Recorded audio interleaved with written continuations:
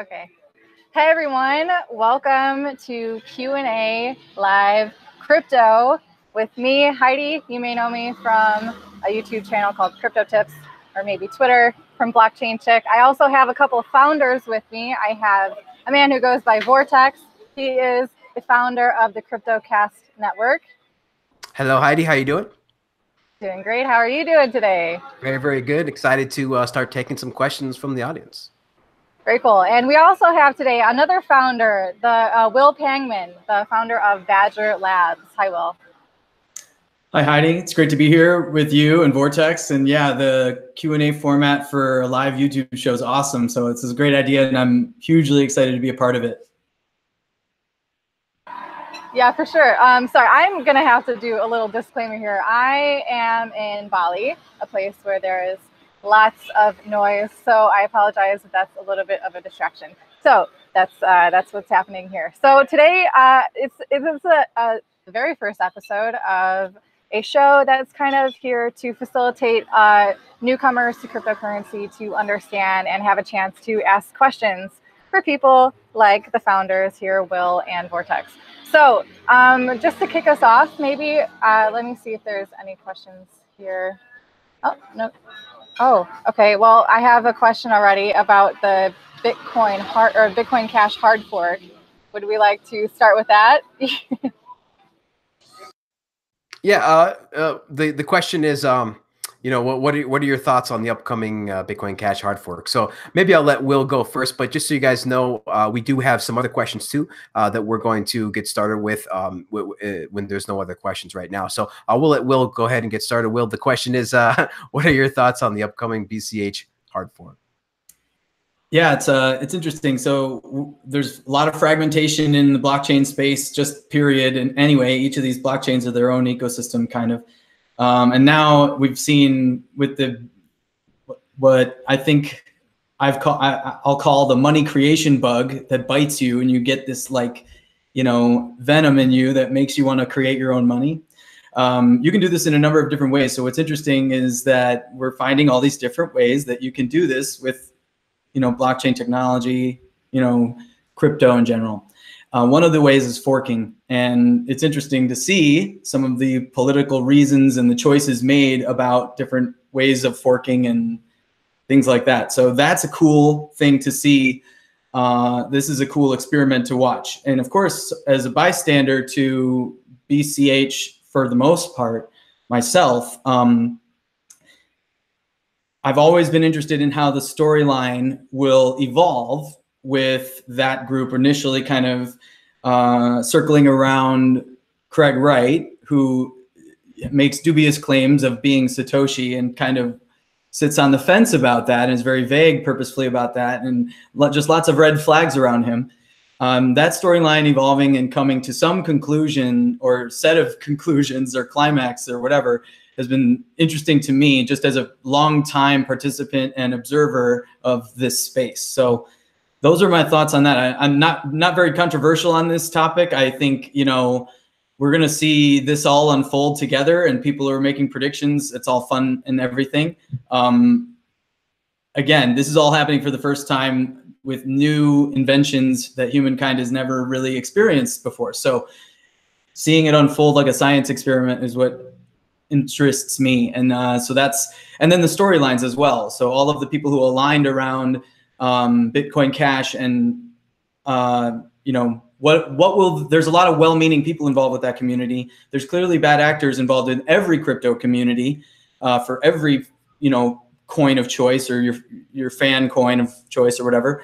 So and certainly this is the case with Bitcoin Cash and Bitcoin too. So watching these storylines evolve and unfold is fascinating, and will vindicate a lot of people and will destroy some reputations. And I'm sure not completely. I think a lot of people can come back from whichever direction turns out to be wrong, right?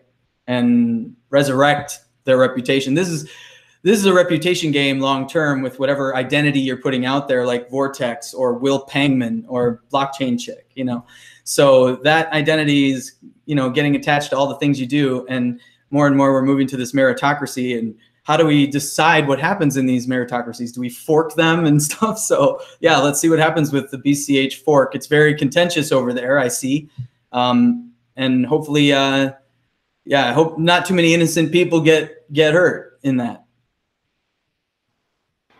Thanks for sharing. That's interesting too, how you're mentioning like it's all an experiment, and it's both like an experiment with economics and with like human psychology, with how people are dealing with this newfound freedom and autonomy. It's pretty interesting how we're just watching it all unfold. And yeah, I think you're very right. Having to maintain a reputation is something that hopefully will keep more people respectable. So Vortex, do you have anything to add on that? Yeah, I mean, you know, obviously reputation is always important in any space, but there's a lot of people that burn their reputation, of course, on the BCH side. So, you know, it's interesting to watch play out. Really, that's not too much on my radar at this point. There really is 3 factions over there that are all now warring with each other at this point.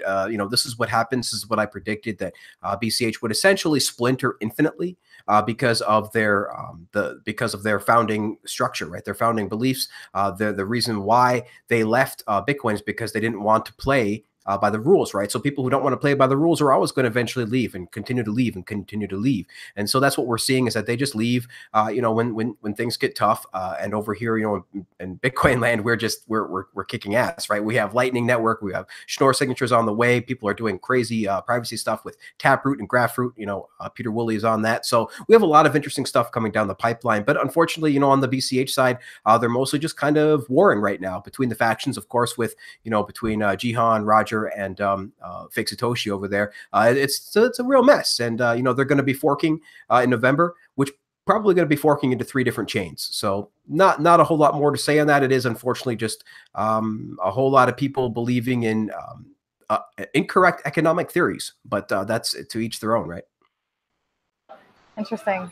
So I know that there are a few questions talking about mining and nodes, but I just wanted to maybe pivot a little bit the conversation, because I think an important thing for people who are new to cryptocurrencies too is to understand kind of why it exists and maybe get a feel for like how things might turn out, or ways that we can get more people onto cryptocurrencies.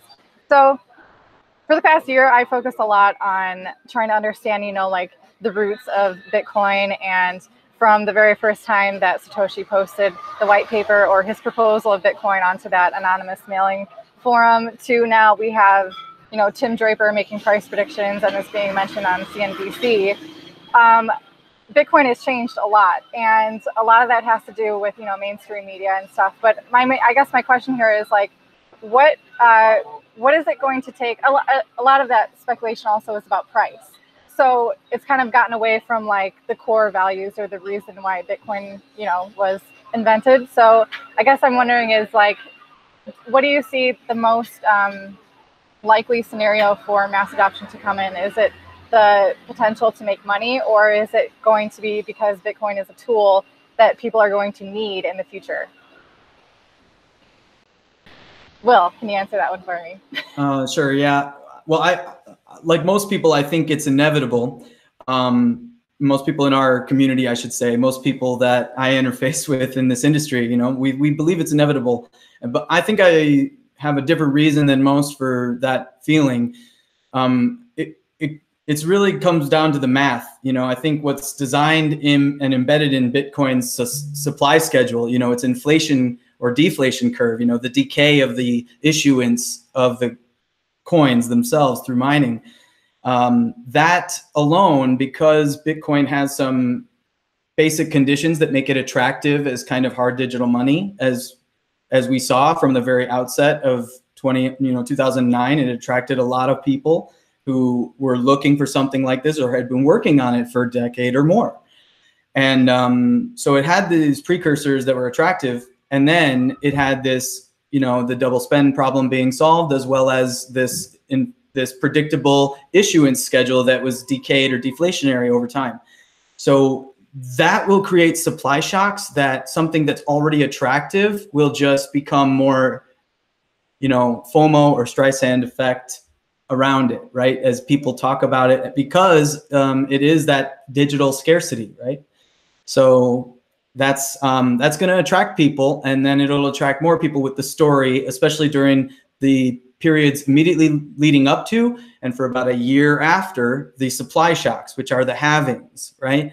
So that's what we see. We see the price running no matter what happens in the industry during those periods. We can also see other things that draw adoption that, you know, I've always said over the years that two things are going to cause Bitcoin adoption. And one is pain, and the other is sort of like enjoyment. I don't want to say pleasure, but it's like being able to use the coolest new technology, right? So that's fun and cool, and a lot of people like that, right? You might adopt something because it's really cool and new, like Snapchat for a certain age group, certain amount of years ago, maybe. But yeah, if a product has great fit for a little while or for a long period of time, it's going to attract people to it. And so it's either cool or you need it, meaning you have pain. You know, the people who adopt Bitcoin are those who absolutely need it around the world. And we see this, you know, Venezuela's the story, and there's many stories. Greece 4 or 5 years ago was the story, and Cyprus, of course. And so there's many stories, right? And yeah, now in the US, I mean, there's a lot of people in the US who are underbanked or unbankable, as I've been saying lately. But you know, they've screwed the pooch so many times with banking that they'll never be able to get another bank account. So they use other means, you know? So yeah, this ecosystem's there for them to kind of solve those pains. And it's also super cool, fast, and new, and 10x better than the next best thing in some ways, you know, and certainly has a lot of room to grow and needs to grow in others, you know.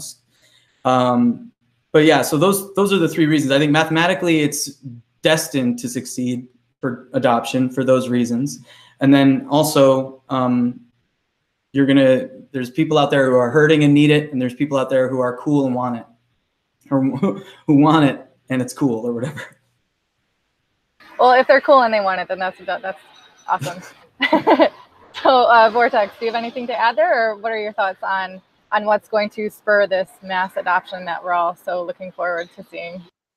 Sure. So first, I just want to say there is a bunch of great questions in the chat. We'll get to you guys. We're logging all those questions. But so I think I want to emphasize that Will made is about a story.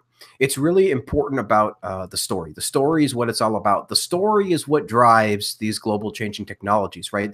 Something that somebody can buy into and understand really easily, because stories is how we as humans share, knowledge with each other. Stories is the number one medium platform way of explaining, information from one person to another. It's just how we're designed psychologically to receive information. And so when there's a powerful story behind something, then that's really what allows, that's really helps it boost it to a global adoption. So, there was a story around the internet, right? There was a story around email. There's a story around mobile phones. All of these things, they help you communicate better. They help you communicate instantly, and they help you communicate globally. So, that was part of the big story. And, one of the big stories with Bitcoin is this ability to transact value almost instantly with anybody in the world. That's a really big, powerful story. But as Will said, there has many stories. It also has the story of censorship resistance, the ability to route value around any type of centralized authority, like, the Visa or MasterCard, like a government, like a bank.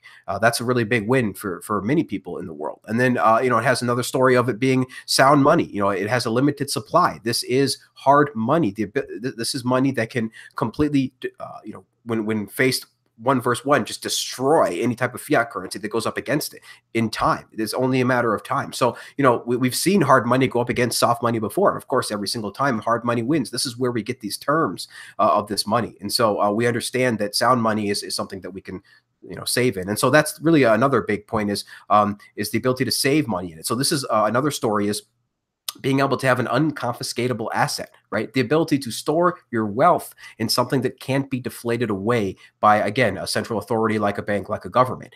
So that's a really big story. That's a really big win. There's a story after story after story of country defaulting on their debt, of fiat going to zero, right? Of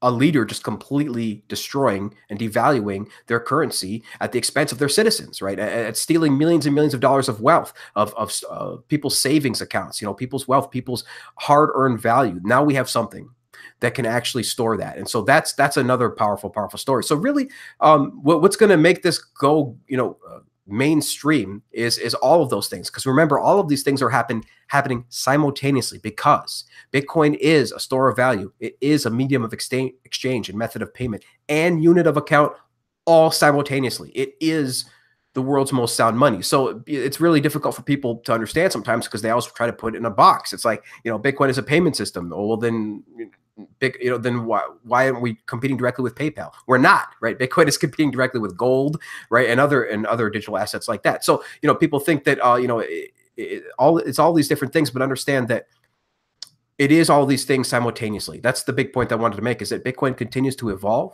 and it continues to be all these things simultaneously. So for it to gain mass adoption, really, it's just an understanding of these things and letting them all play out one by one. First world countries are not really going to understand this. Like you said, Heidi, it's mostly like a plaything or a play toy for first world countries. But third world countries, they really, really need this. But at the end of the day, as we know, even first world countries, fiat, are going to fall one day, especially when they go up against Bitcoin. There's just really nothing that can go up against Bitcoin as a hard money, as a competitor to save your wealth, a store of value. And so, in my opinion, I think it's just a matter of time as the world continues to wake up, just like it did with the internet. One day you're going to wake up and everybody has an iPhone. One day you're going to wake up and everybody understands that Bitcoin is where you want to store your wealth. Very cool. It's all this talk of like the price movements and things. Yes, it's very exciting, but it is very superficial. And if anyone has been, questioning this, I think if they just heard either yours or Will's speech, they probably just got a little bit more affirmed in their Bitcoin faith. So thank you for sharing those thoughts. I kind of want to, okay, so talking about mass adoption into like things that Bitcoin maybe needs to address to better facilitate, more transactions, more users, making it more user-friendly. We do have a question. How do we get more adoption with SegWit, or only time will tell? Do you think that will play a big part in mass adoption? Go ahead, Vortex. Yeah, so that's a interesting question, because there's a lot of people out there that's like, what can we do to help this? What can we do to help this? But in the end of the day, Bitcoin is economic certainty asserting itself on the world. So, it's simply a matter of time. There's a lot of things that you can do to hasten Bitcoin, right? That's what we're all trying to do, as Bitcoin Sign Guy says, right? We're all just trying to provide covering fire for Bitcoin to get out the door. But at the end of the day, Bitcoin is going out that door. So, SegWit will get activated fully. SegWit usage will eventually reach 100%. It will eventually reach very high percentages, maybe never 100%, but it will reach, to 80, 70, 80, 90% at some point. Right now, it's over 45% already, and it's been growing organically. It's just a matter of time, in my opinion. It really is. I guess he said it in the question. It really is just a matter of time, because the network wants this. The demand is there. The demand, the network wants this. The people want this. The exchanges want this. The miners want this.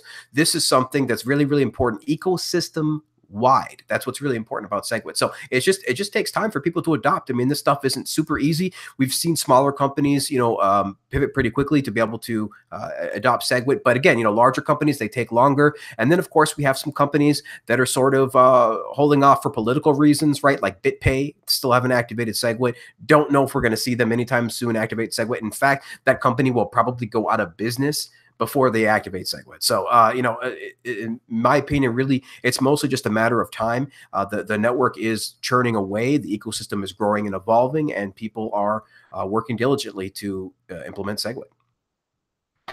Will, do you have any other thoughts regarding SegWit or the challenges facing some companies for implementing it? Yeah, I know that if you're motivated to do it, it's not, it certainly has its overhead costs, but if you're motivated to do it, it would have been done a long time ago.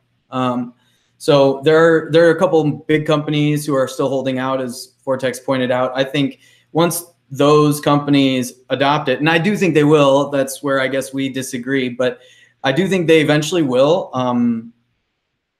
You're gonna need to run on both the base chain if you're one of these infrastructure businesses such as BitPay has been for 5+ years, 6+ years, or blockchain.info. I don't think their wallet has SegWit enabled yet either. I'm not 100% sure on that, but I'm pretty sure. Which one? Blockchain.info, I believe, is still. They might have activated it, but there was a couple holdouts. They were one of the holdouts, so I'm not sure if they actually activated it yet. Right. So as long as there's a few large users of block space, right? Who, which good. I have no problem with that. I really very much appreciate SegWit as the solution for the tragedy of commons problem of block space.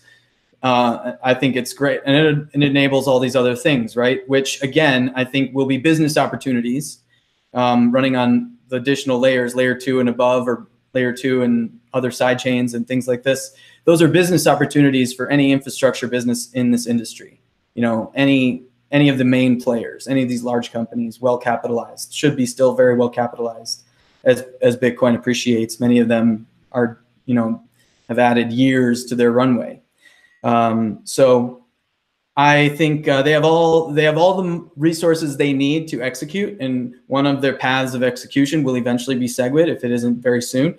And once that happens, we'll be, I kind of think, consistently in that super majority range of use of SegWit, but there will still be, I don't know, 20%, 15, 19, 9% regular usage, which I think will be legitimate for whatever purposes people are using it for. You know, again, this is a commons, this network. You can freely come and go. So the usage of that space is there for you if you'll pay for it, you know?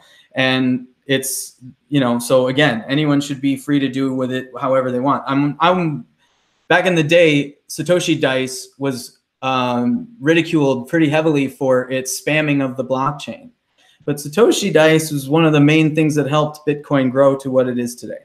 And again, in a number of levels, a business level, a foundational protocol level, all sorts of levels. It stress tests Bitcoin in some of the best ways possible at the time. So I'm not one of the people who thought it was spamming the blockchain, and I understand why people felt that way.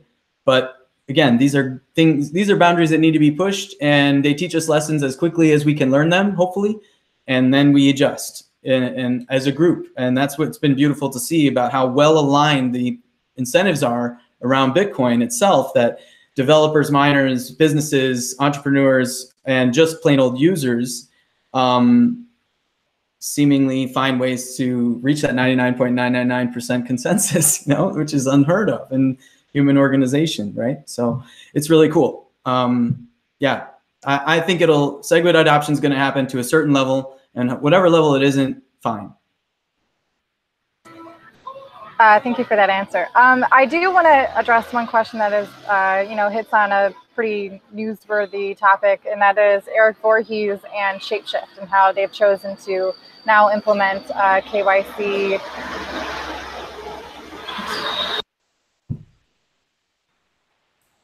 Just a quick, we have a little bit of noise, guys. Heidi is, of course, always traveling, and so yeah, she's always traveling. So sometimes we have to mute real quick. But sorry, go ahead. So yeah, addressing the Eric Voorhees and Shapeshift situation.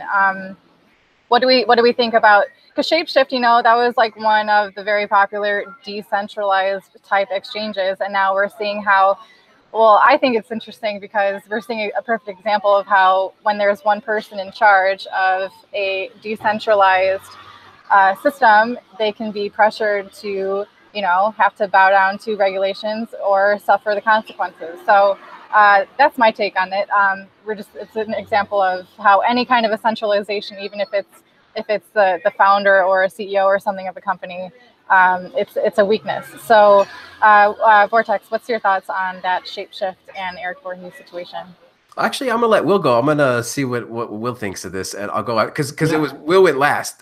So I'll let you go one more time. No, I went first last time. Sorry. So no worries. Yeah, no, I appreciate that. I don't think Shapeshift ever claimed to be decentralized. The beauty of Shapeshift and what I think was not much ever talked about, except probably, I don't know, when they were pitching for their funding rounds. I'm sure they talked about it on those presentations. But they did, again, by the same creator, basically, of Satoshi Dice, Eric Voorhees. Satoshi Dice was an app that was native to Bitcoin. It utilized Bitcoin's protocol directly. and engaged users directly with the Bitcoin protocol, with how the app worked. And it was very innovative in that regard. Shapeshift did the exact same thing, but with multiple blockchains.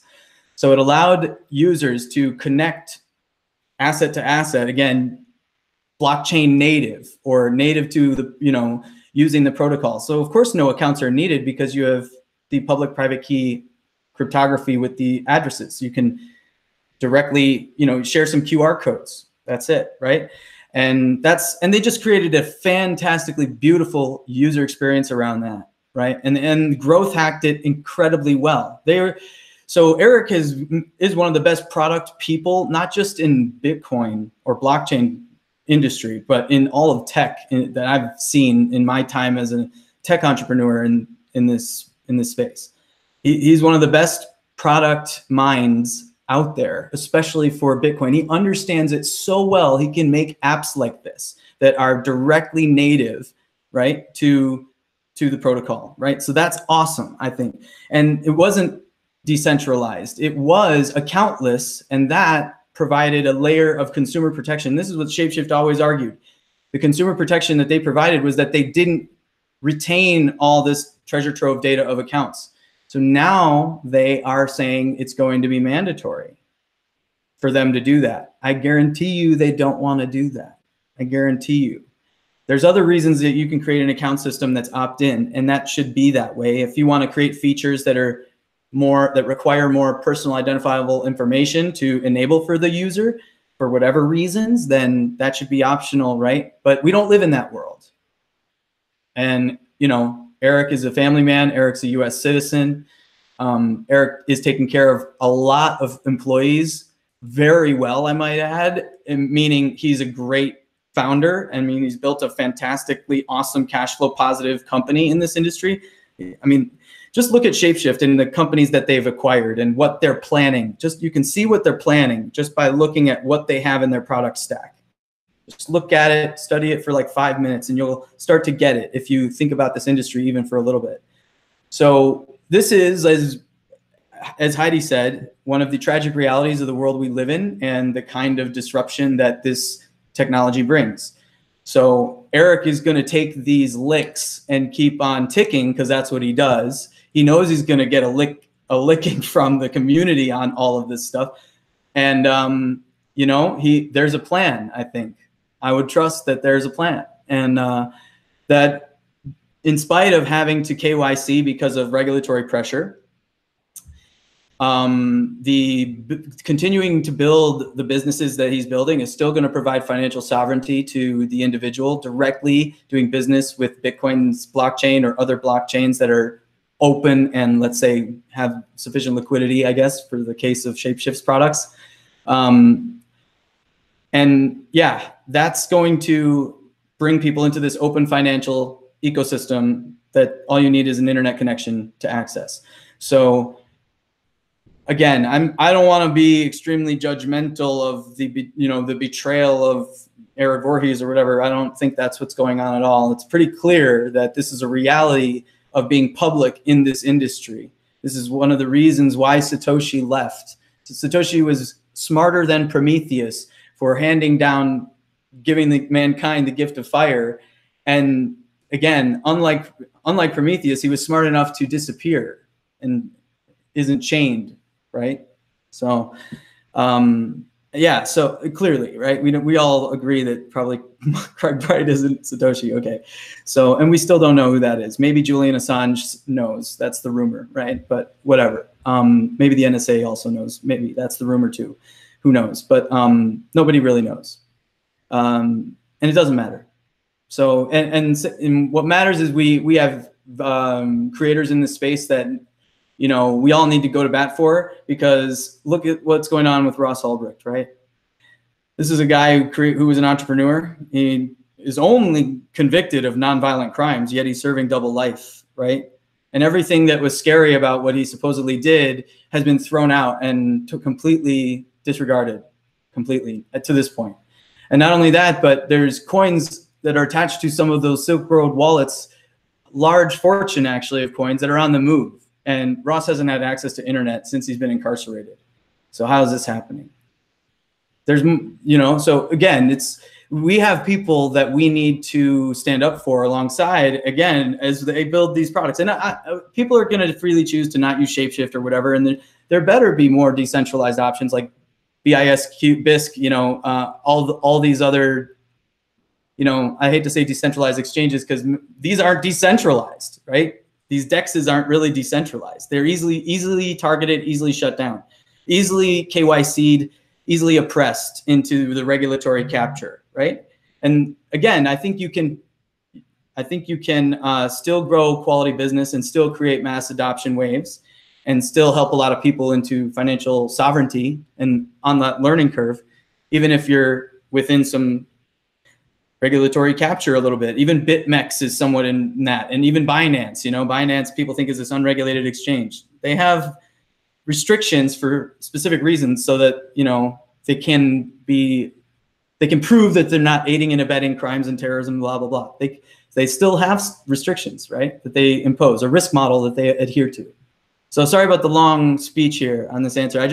I've seen so much hate toward this company and these entrepreneurs, not just Eric there, but so many dedicated people who worked there for years and are kick-ass people building awesome stuff, you know? It sucks to see this, right? This is why Satoshi disappeared. So this is also why Bitcoin might be the only freely launched open blockchain we're left with. This might be you know, who knows? We'll see. You know, the ability to enforce against all these other founders of these other projects and chains, which no matter how sufficiently decentralized they may be, which is the legal language people are looking for, right, these days, sufficiently decentralized. Anyway, I've said enough about that. Yeah, keep in mind what it takes to kind of build a company like the scale of Shapeshift, and I don't know, trust there's a plan. Look at the product stack, not just the Shapeshift little, you know, crypto to crypto exchange part. Yeah, I mean, without a doubt, one of my first experiences making an exchange was using Shapeshift. And in fact, like I have a Keep Key too, and I know that you know, Shapeshift has been integrated into that. So again, speaking to Eric's, you know, ability to see how to make things very useful, integrating with the blockchains and things. But do you maybe towards Vortex, do you see this as a real roadblock for Shapeshift, or do you see maybe Eric moving on to creating another kind of innovative product for people to use? Yeah, so Eric is definitely going to stay with Shapeshift. So, you know, I'm definitely going to push back a lot on, of course, what Will said. I'm like almost on the complete opposite side. So this is going to be a little fun. So, you know, it's great having, you know, both opinions, and this is why I love this community. So basically, you know, Eric is definitely an old school Bitcoiner, guys. Like, this guy goes way back. We all understand this. He's an old school Bitcoiner. But however, you know, starting last year, he started making decisions that started upsetting a lot of people in the community. And, you know, really, we have to continue to hold people accountable for their actions. So Eric was definitely on the side of SegWit2x last year. You know, he was definitely on the side of replacing the repo with Jeff Garzik's repo.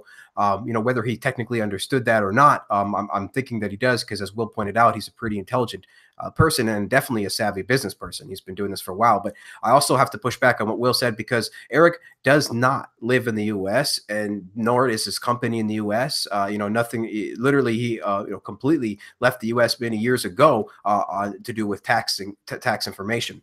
Now, this is definitely. I'm sure Eric doesn't want to add this KYC, like Will said. I'm definitely agree with you there. I'm sure he doesn't want to, but absolutely he is being pressured by big, you know, by big organizations like FinCEN. And so it's essentially, you know, he either has to do this or shut down. Now, personally, you know, I think that there's other ways around this as well. I think that there's other things that he could do.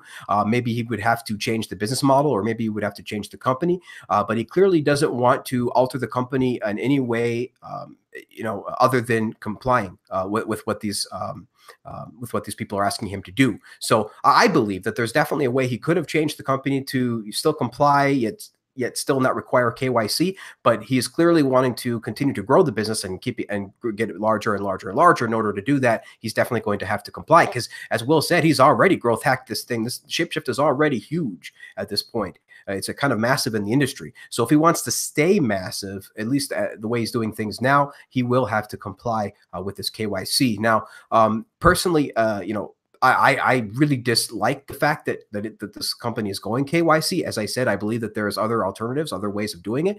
But Eric clearly doesn't believe that. So he is shifting the company eventually to require KYC. Now, remember that there are companies out there, there are people out there that want to make sure that there are open source alternatives. So, for example, we have Nicholas Doye out there who, told BitPay that if you guys, continue to do this, he's going to fork you and create, an open source alternative. And of course he did that within a couple of weeks. And now he's actually saying that he might create an open source alternative to Shapeshift. So this is important. So, this unfortunate event may cause an open source alternative that the whole world will actually step onto and leave Eric for, because remember, there is demand for an exchange that does not have KYC. We've seen it. There is great demand for exchanges that don't require KYC, not just exchanges, but services in general. There is and will be a continuing growing demand, especially as Bitcoin continues to grow, for services that don't require KYC. So I think that, Eric might have now just created, might have kind of created a whole market now for somebody to create an open source non-KYC version of Shapeshift. I think we're definitely going to see that, because I believe, as Will said, there's wallets using it. Heidi said, this is the first time that, the first almost time that she's traded crypto, she used a Shapeshift, because it's built in to all of these wallets and things like that now. So I think that I'm hoping that somebody does build an open source alternative. I'm unhappy with the fact that Eric is giving in and going the KYC route and choosing sort of the easy path instead of the difficult path, because the difficult path is definitely going to be non-KYC. Like, that is the difficult path. The easy path is to just roll over with KYC. So I'm hoping that the community steps up and creates something that is an alternative to Eric. But again, I just want to push back and say that Eric, in my opinion, he no longer has the greater Bitcoin community. He no longer, I believe, holds the same benefits, that the Bitcoin community has. I believe that he no longer has them as his main concern, because his company, remember, is to be able to to shift all of these tokens from tokens. So his business relies on a multi-coin world having lots and lots of tokens out there for it to be able to exchange. So I just think that after years of this, he's now kind of gone away from Bitcoin, at least the idea in the heart of Bitcoin. And I believe this was culminated in last year's trying to side with SegWit2x, that he's just sort of, at this point, no longer has Bitcoin at heart and Bitcoin's best interests at heart. And again, he is an old school Bitcoin OG, right? He's an old school Bitcoiner. So, but I just believe at this point now, with the events of his company and what has transpired over the past couple of years, Eric no longer has Bitcoin's best interest in mind. And I think, and it's unfortunate to see these people do that, but I hope that, I hope that we can create an open source alternative. And of course, we wish Eric the best of luck with this. But at the same time, I'm hoping that we get some non-KYC solutions out of this. Yeah, two comments real quick just to reply. That Eric doesn't have the best interests of Bitcoin or the industry or the users of the industry or the principles behind the growth of this industry at heart, I think is totally false and provably false. I understand where people are coming from who have gone. I mean, you have battle scars, Vortex, from the whole fork battle and again, resisting all of these kinds of centralized proposals, right? Eric was a part of a couple of these, and I believe Eric was coming at those situations, again, from the best interests of Bitcoin itself, trying to mediate or work toward a solution or at least a compromise or something that people could move forward with. And you know what? The truth of the matter is, which he found out and everyone else did as well, is that Bitcoin will mature when it's ready to mature and not before anybody else wants it to, or any group of people, no matter how powerful they are. And so they all learned this. And I think Eric definitely would certainly recognize this or admit to this, or I'm sure he's reflected on this. He's probably written publicly about it somewhere. I'm sure he has the industry and Bitcoin specifically his best interest at heart. The SegWit2x thing is definitely a blemish. I would think he would acknowledge. Maybe not, but I don't want to put words in his mouth. I don't know, but I certainly think that myself. You know, it doesn't look great, but it was his effort, his best effort, to use his leadership position to kind of mediate between some sides that had taken 2.5 to 3 years to come to any terms, which, again, I think we're all learning that the more cumulative effort or brain power or man hours or sweat and tears that goes into this whole system in whatever way, development, marketing, whatever way, it sort of has this kind of life of its own, if you will, that it decides when it's ready, you know, and certain things are predictable, like the supply schedule and stuff like this. But, you know, I think this is what we need to look at is that this is proof, again, what happened to Eric, what happened to Shapeshift, that we need more people to outrace people like Eric. Eric is an absolute savant at building products for Bitcoin native or blockchain native consumer applications. He is a savant at this, creating these, right? And building these businesses. This is a challenge, you know, people were like, oh, some of these tweets sound like a warrant canary and all that. And I think it's just like some kind of level, a challenge to other entrepreneurs out there to outrace him to what Vortex was talking about, a more completely decentralized, a more protocol native, or, you know, network native type of exchange, right? And we have submarine swaps, we have Lightning Network connecting multiple chains, atomic swaps are in the pipeline. We have all sorts of things that are going to now be motivated and encouraged, which again was Vortex's point, which I agree with. You know, it's going to motivate this, and I think Eric wants to see this, and I bet Eric's ahead of people right now with stuff like this, because he, remember, was secretly behind Shapeshift for over a year while it was live or something absurd. It was like privately, you know, it was this fun secret he played on the whole space. He launched the company, no one knew who was behind it, and a year or so later, Eric says that he's behind it, and everyone's like, of course. You know, this is another one of these blockchain native apps that are so awesome. So get ahead of Eric, people, if you want to, you know, like get ahead of him with more decentralized, more network native solutions for what you want to see. Yeah, I think if Nick Doye heard that, I think he might just do that. I'm gonna probably copy this video with that with that timestamp and send it to him and see what we can do. But yeah, go ahead, Heidi. Thank you for your input. That's really good information. So kind of talking about how these issues that we're encountering on our way towards trying to navigate these waters between governmental regulations and what the people want. In a perfect world where Bitcoin is widely used and accepted, how do you envision these transactions happening? Are people using like credit card type of situations? Is there QR codes everywhere? Is there personalized wallet addresses, like you just need your name? Or, you know, do people have implanted chips? Or does it take so long that we're now using telepathy? What do you guys think the future of transactions for Bitcoin will look like? Vortex? Yeah. It's going to be interesting to see, because like this is a lot of speculation, right? Nobody actually knows. So this gets into a little bit of fun, a little bit into sci-fi. You know, what does the world look like where Bitcoin has succeeded?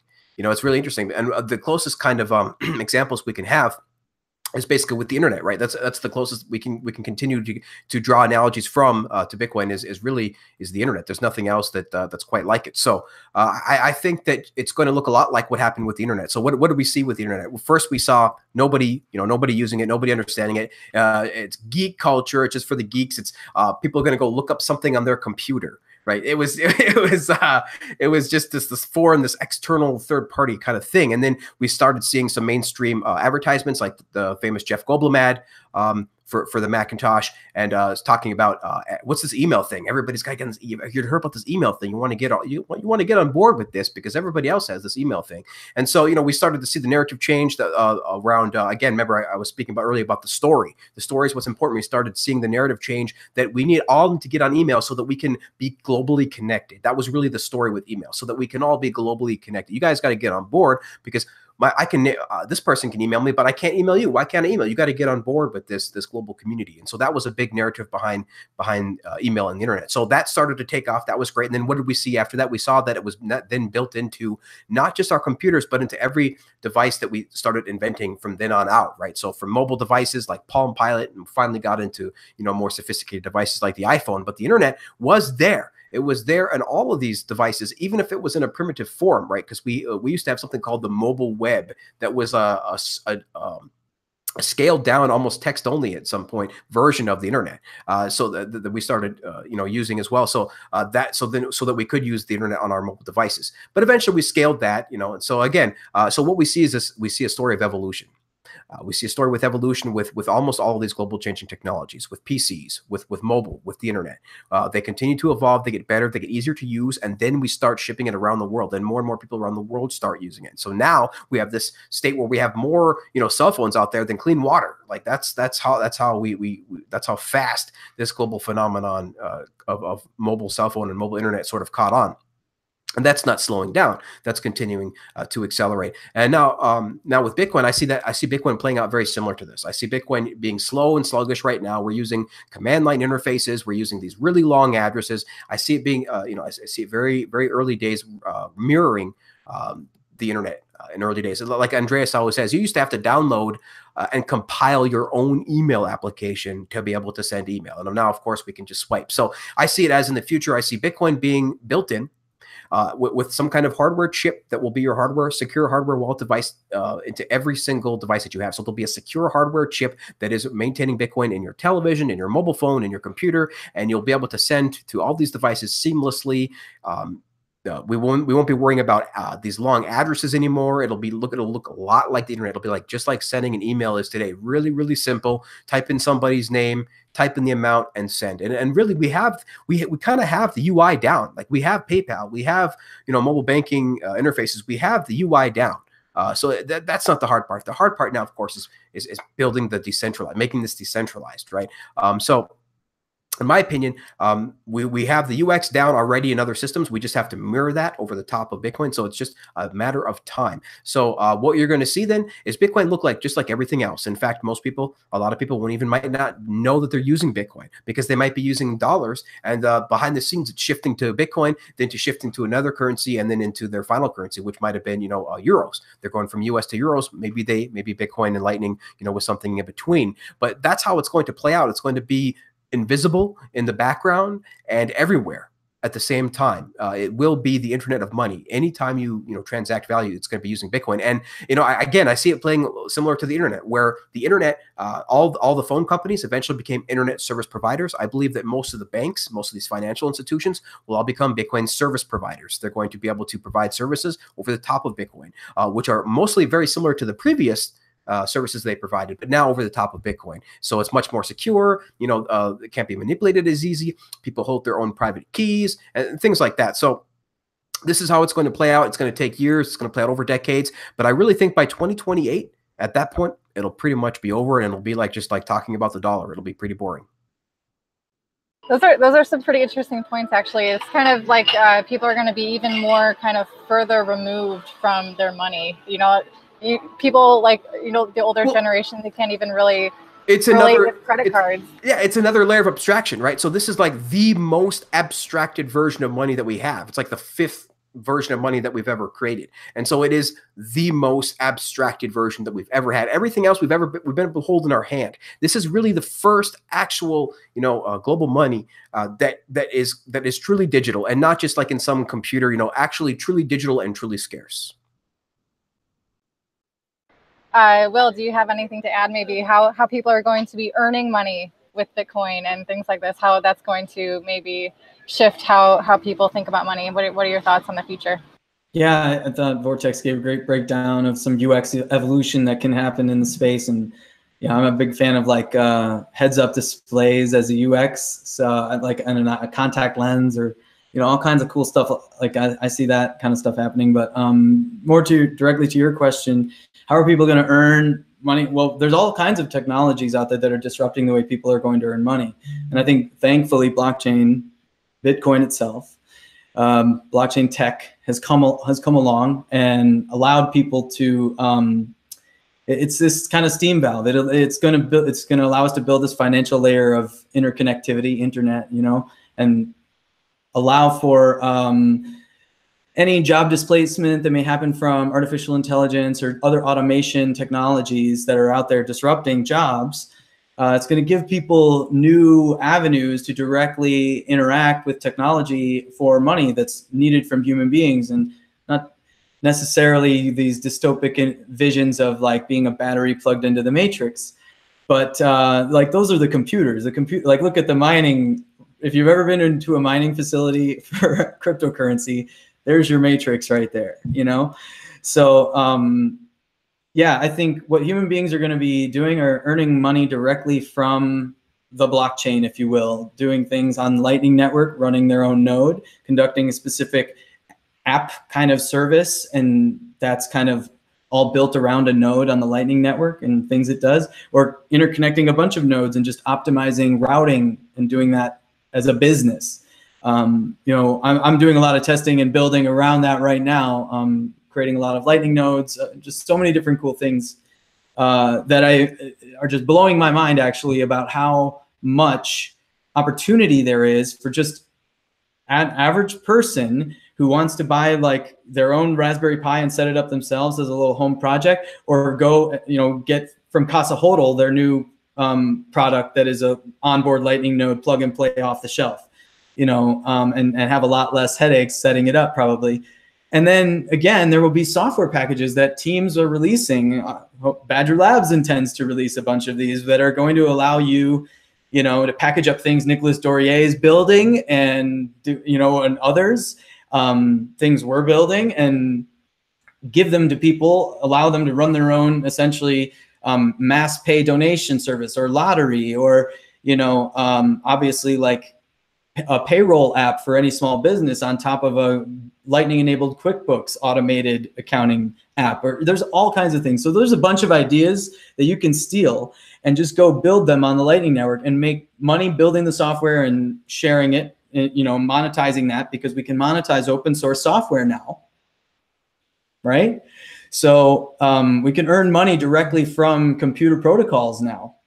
Mining was the first way, and on top of layer 2 and additional layers, especially with Lightning, some of these things I'm talking about, this is possible. So I'm calling this node as a business, being a node and running businesses and opening up business opportunities for yourself and others as a node on, let's say, the Lightning Network or other layers of Bitcoin or other blockchains that become pretty widely used. So yeah, I'm focusing my attention on Lightning. I think that's where all the heat and interest, and for me is anyway, and that's where it's cool to be on the fringe and cutting edge. But certainly there's the people who are able to in any way solve Ethereum's scaling issues. They will have done some amazing work. And so, again, these people, I know a lot of people are very, focused on Bitcoin. I am too. But I also appreciate a lot of the work going on in our industry, so I don't think it's good to focus people's attention on Bitcoin. I always do wherever I can, but it's also good not to discourage people in what they're building. So yeah, I think people will be able to earn money directly from blockchains, directly from computer protocols. And that will be a way that they can support themselves, passive income or active income, or building a brand new business even. Yeah, that's super interesting too. It kind of reminds me back to like the Industrial Revolution, when everyone was so afraid of these new machines that were going to come and like disrupt and take away their jobs. But in reality, it just opened up the doors for them to, live a better life and to make money different ways. So with this, being able to have such a passive income, imagine people being able to, pursue other passions or other things that can, ultimately benefit people around them. So pretty exciting time to get through. So, okay, it's been almost an hour. I should get back to the questions happening on the chat. I appreciate your guys' input. This is really cool conversation. Hopefully we can continue this on in another video.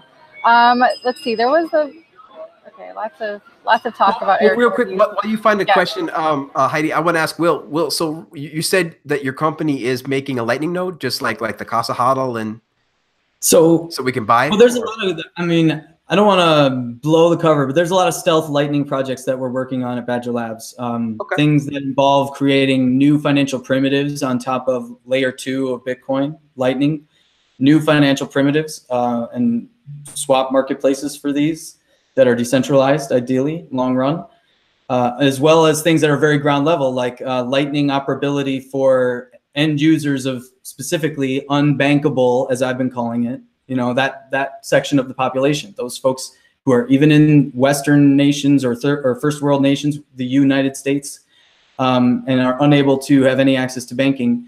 They can onboard themselves and get a full financial services stack, right? Yeah, that's just really cool, you know, because some people in the chat were like, it's the point of is to build your own Lightning node. I'm like, no, guys, look, eventually everything starts out do it yourself. Everything starts out that. But eventually, guys, we need to commoditize it. We need to build some packages for developers so that they don't have to worry about hardware, you know. Yeah, but one of the aspects of some of these things, like I mentioned, like the two extremes, the space age new assets, you know, new financial primitives, and then also obviously like consumer applications with Lightning that are super easy for anyone who, you know, like needs to go to a check cashing store to cash their work check because they can't do it any other way, you know, and everything in between there, right? And so one of those things involves like building a similar product, like a lot of these Lightning and Bitcoin storage solution, key management solution, hardware companies are building, which is, you know, modified Raspberry Pi, self-contained sort of Lightning nodes, so more Lightning nodes can grow and more the network can be fostered. This is great. Everyone should do this. We're going to try and do this. We have, you know, a specific plan that seems still to be different from everyone else's in a little bit of a way, but it's very similar, you know, in terms of like everyone's going to need this kind of a minimally viable, minimally reliable hardware setup, which right now is, I think, you know, kind of a top of the line Pi. This is enough hardware space for your own local copy of the blockchain and set up to run LND and, you know, BTCD or whatever implementations, right, that you like, and then build your business onto that. Yeah, very cool. All right, let's let Heidi go ahead with one of the questions. Sure. So there was a question regarding the Lightning Network that seems kind of interesting. Is there a risk that government will deem Lightning nodes money transmitters since they route payments? And what are the implications for that? Maybe Will can take that. You're the Lightning expert, and then we can get on with Vortex. I don't think anybody in this industry is an expert, not even Eric Voorhees, okay, people? But I think he would agree too. But no one's an expert still. It's too young, too early, but we're all learning together. But yeah, and I don't know that much about Lightning. I'm learning. I'm buried under reading. I feel I'm behind on everything else because I'm trying to catch up to Lightning and become as, you know, versed as I can. But to answer your question, with what I understand and what I know about it right now, and of course the legal interpretations of some of these laws, you know, Bank Secrecy Act, complying with FinCEN, and so on, because there's a non-custodial, wherever there's a custodial relationship, and you're transmitting money, certainly Bitcoin probably as well. If you're a custodian of any kind, then yes, you're going to have money. You need to be a money services business. You might have to have money transmitter licenses, depending on the kinds of business activity you're doing, financial activity for your users. Again, that will get the target on you. But if you can, again, the way Lightning is built, these are trust minimized payments relationships, debits and credit accounts that are, you know, shared in a very ingenious way to allow, again, a continuous account relationship until settlement. And again, I think the way it should be interpreted is that just like a multi-sig kind of escrow contract, there's no custodian, so there's no transmission. And Vortex, what are your thoughts on that situation with the transmitters?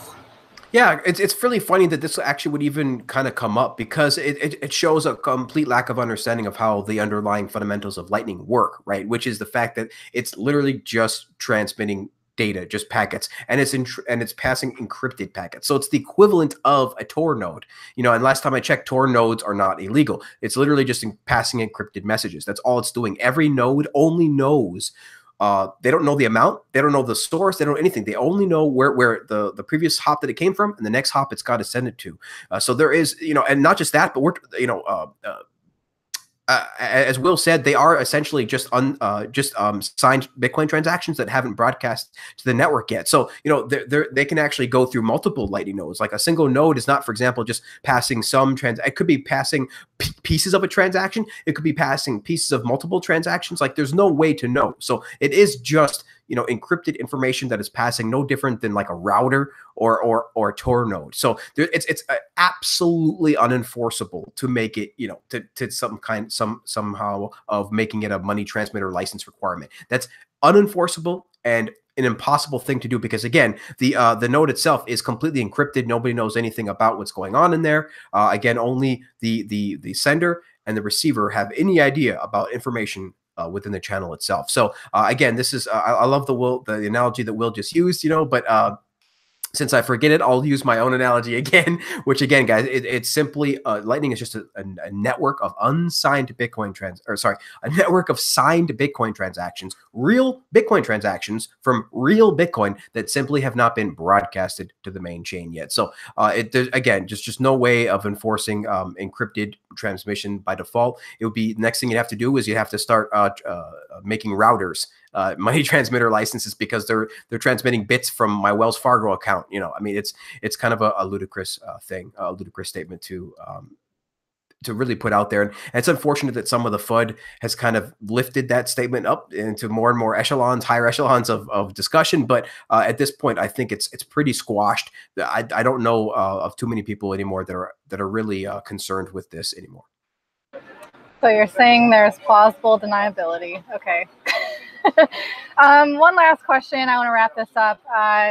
Thank you guys for your time here. But one last question is, what are your thoughts on the Wall Street adoption and their ability to hypothecate the underlying? I'm trying to understand what this question is saying. What part does the math Trojan horse Wall Street, given the nature of Bitcoin? So what are your thoughts on the infiltration of Wall Street and Bitcoin, I guess?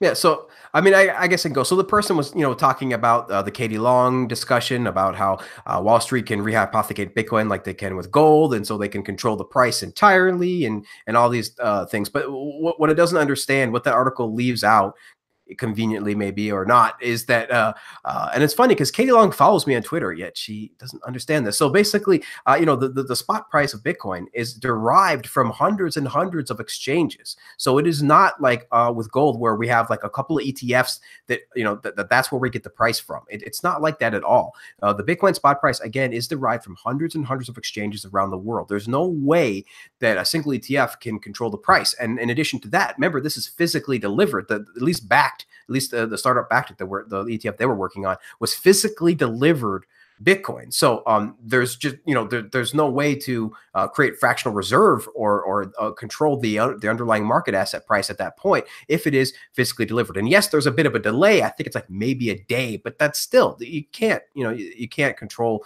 the entire world Bitcoin price from a single ETF. Because remember, guys, Bitcoin is global. Once the ETFs get launched in the US, they're going to get launched in Japan, then they're going to launch in Europe, they're going to launch all over the place. The financialization of Bitcoin will absolutely happen, but it's not the same as the financialization of something like gold. Because Bitcoin is natively digital, the financialization of it is going to be, a much more secure, a much more controlled, a much more, open way of doing it. It's not going to be, a much more, how about this, a much more distributed way, right? A much more decentralized and distributed way of, compared to traditional assets like gold, where essentially it's all just paper. It's all just paper that gets traded across the markets, across the world. When it comes to most precious metals like gold, it is just paper. With Bitcoin, you can't do that because, again, it's digital. So there's, you have to actually use the underlying asset. You actually have to hold the underlying asset, and you can transfer the underlying asset. Where with gold, of course, it costs millions of dollars, and to transfer large amounts of gold across the country. With Bitcoin, because it is damn near instant, you don't have the same properties. And again, guys, there's some tricks that they can do.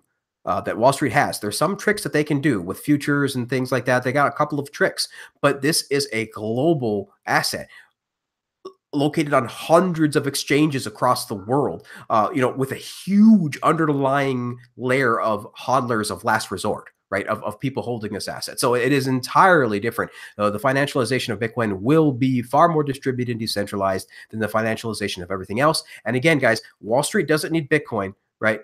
Bitcoin doesn't need Wall Street, but Wall Street wants Bitcoin. It's the same story over and over again. Bitcoin doesn't need anybody, but everybody wants Bitcoin. So this is the same with Wall Street. Bitcoin doesn't need Wall Street, but Wall Street wants Bitcoin because, again, of course, this is the first asset class in 40 years. This thing is hot. It's a limited supply. It's the world's most sound money. Of course, there's going to be huge investor demand to hold this asset. So it's going to happen. The financialization is going to happen. ETFs are going to be created. People are going to want to hold this asset. It's just a matter of time. Thank you for that. Yes, Bitcoin doesn't need Wall Street. Wall Street needs Bitcoin. Will, do you have anything to add to this? What are your thoughts on Wall Street situation, ETFs? Is it a good thing? Is it a bad thing? What do you think? Yeah. Well, I certainly don't fault anyone who's, bringing caution to the discussion about what Wall Street likes to do. They certainly do like to find ways of inflating assets values on paper, or inventing new derivatives and everything to, again, create more of an asset just on paper. So they're going to try and do that. They're going to try and do everything they can to kind of control and manipulate and get their hands around this thing. So I think personally for me, this is like final boss battle kind of maybe material in Bitcoin's lifespan that it might encounter. It's close to that if it's not the final boss, but yeah, it'll be a big attack, right? There's all sorts of attacks, and some things that some people don't think are attacks. It's easy to rationalize or understand how another group sees it as an attack, right? So these are all stress tests of the system that need to happen. Again, if it's meant to survive, it'll survive that too. I certainly share in Vortex's optimism on that front. But yeah, this is an attack. They're gonna try to rehypothecate. They're gonna try to inflate the value on paper and create derivatives and things like that. And I see this happening maybe in layers, years down the line. They'll maybe finally be able to do so on a third layer or a subsequent layer above the main chain, which would be fine, because if they totally dismantle that system, then the layers below should remain intact. This is how the system's being designed. So this is, again, we need to do this, right? We need to do this if we're going to build something lasting for humanity. This is these are the growing pains. So yeah, is it a good thing or a bad thing? It's both. It's neither. It's necessary growing evolution process. And yeah, it's going to happen. So buckle up. The other thing too is, there's a lot of people out there trumpeting, we're going to need to inflate Bitcoin at some point, especially as the, block reward declines, gets down close to nothing, right? Which will feel like a lot sooner than 2140 or whatever. It'll feel like maybe just 8 or, 16 or 20 years from now, it'll feel like that, right? So potentially, who knows, depending on the economies of scale of the system at the time. But if that's the case, we may need to inflate it. You hear this rumbling all the time. So there's a lot of people out there who want to do this. And they're going to find a way to do it in some way or create a social attack to promote that. So again, it's incumbent upon holders of last resort to, again, resist these social attacks. There's a lot of propaganda wars that are going to happen. A lot of nonviolent war, I think, of attrition for a while even, that will happen, much like the block size debate, over stuff like this and fungibility. That's what I see coming. So buckle up and get on the right side of history. Yeah, buckle up, stay vigilant, and make sure you voice your opinions if you feel something is going wrong, like we did last year with the 2X. And HODL. So thank you guys. Those are really interesting foresight while thinking about fungibility and the inflation. So I think that about wraps it up for today's episode. I really appreciate the viewers, taking the time to ask the questions, listen to our answers, and for our founders today for taking the time to educate and enlighten those who are watching. So, Vortex, where can people find you? Of course, I'll be right here on the CryptoCast Network, trying to put out more and more shows. And I really enjoyed this show, this first episode with you, Heidi. And I hope that we can do more of these shows in the future. I think we're going to try to do this every Thursday. So definitely appreciate that. And I'm just having a great time starting this network, creating more content. We just launched Beauty On's new show called Bitcoin Matters. So that's really great. People are liking that. And of course, episode 2 will be out sooner than later. So make sure to stay tuned for that. So yeah, just find me on Twitter or find the CryptoCast on Twitter at CryptoCastNet, and check out our website at CryptoCast.network. Thank you. And Will Pengman, where can people find more about you? For now, just follow me on Twitter, and my DMs should be open. So just shoot me a DM at Will Walkie on Twitter.